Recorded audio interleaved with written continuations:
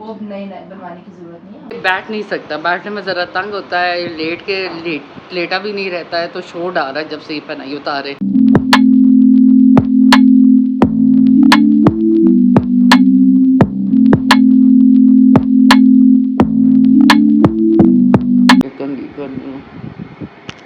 السلام علیکم. نئی صبح کے ساتھ نہیں امیدوں کے ساتھ آپ کی پیاری سے بہن ناہید اختر حاضر ہے. تو جناب جا رہے ہیں اس کو لے کے ڈاکٹر کو چیک کروانے. کون سی ڈاکٹر کو؟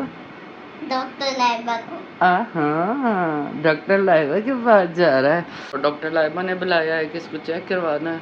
میری اپنی طبیعت ذرا ٹھیک نہیں ہے. صبح سے بخار نزلہ مجھے رات کو ہی فیل ہو رہا تھا, بس صبح سے ہمت ہی نہیں ہے. میری آنکھوں کے نیچے سویلنگ بھی آپ دیکھ رہے ہوں گے, پر اس کا کام تو کرنا ہے نا. تو میں ان کو کہتی ہوں کل پرسوں تک رکھ دیتی. میں نے خود ہی کہا جتنی جلدی اس کی جیکٹ آ جائے تب اس کا پاؤں بھی دکھاتی ہوں میں آپ کو. یہ کافی اس کا پاؤں بھی بہتر ہوا ہے.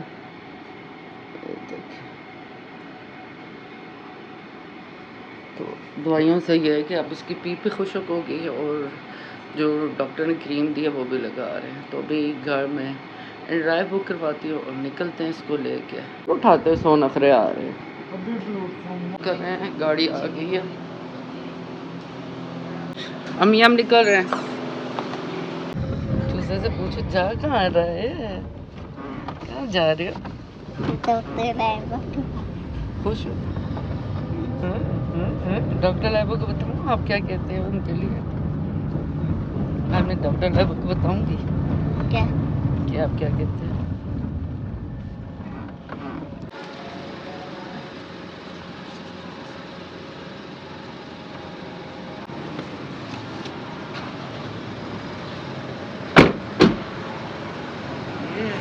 پتہ نہیں کیا تھا.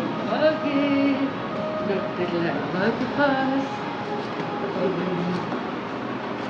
وہ کدھر ہے ڈاکٹر لائبہ؟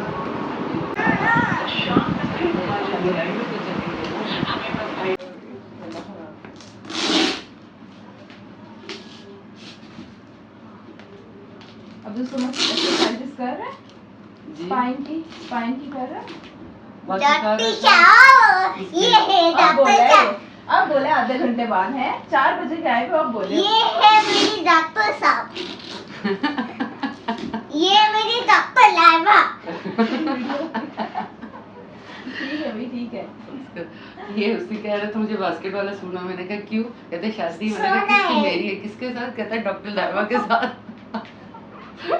ٹھیک ہے ابو سمجھ بالکل صحیح ہے, صحیح جا رہے ہیں. لائبہ اللہ تعالیٰ سے ڈاکٹر لائبہ کہتی میرے لیے دعا کیا کرو. اللہ دی میری ڈاکٹر لائبہ کو ٹھیک کر دے. ٹھیک ہے. یہ جو کرو بنا ہوا ہے نا کرو, یہ بالکل اس کی باڈی کی شیپ کی ہے. ٹھیک ہے, اس میں صرف وہ کریکشنز ہوئی ہیں جو اس کا کرو ٹیڑھا تھا نا, اس کرو کو ہم نے سیدھا کیا. ٹھیک ہے, تو آپ نے اس کو اسی طرح بنانا ہے, مطلب نہ آ رہے. ٹھیک ہے, تاکہ اس کے حساب سے اگر ہم نے کوئی پیڈنگ کرانی ہے یا ہم نے کوئی ایڈجسٹمنٹ بریس میں اور طرح سے کرنی ہے تو وہ ہم کر سکتے ہیں. ٹھیک ہے, تو ہر مہینے اس کا کیا بنا دیا. آپ باسکٹ پہننا چاہ رہے تھے نا, باسکٹ پہن کے جاؤں گا ڈاکٹر لائبہ کے پاس. بیٹھا نہیں جا رہا. وہ نہیں بنوانے کی ضرورت نہیں ہے, ہم کھول دیں گے اس کو. ٹھیک ہے, دروازے میں لے آئیے گا, میں کھلوا دوں گا.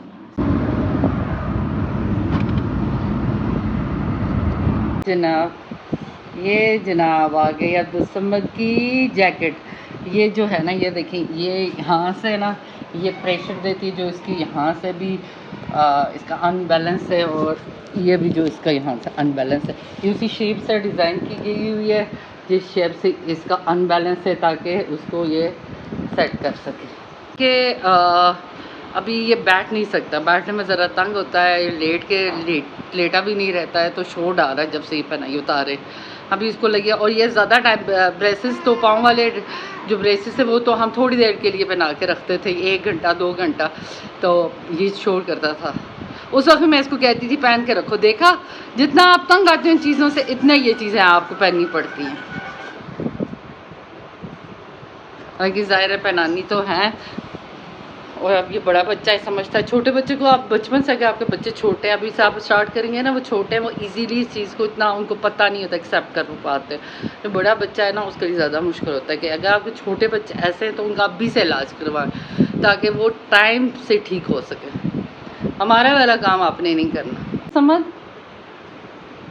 ورنہ عبد الصمد ابھی ٹھیک ہوتا، چلتا ہوتا ہے نا. یہ چھوٹے بڑے سب کا نا.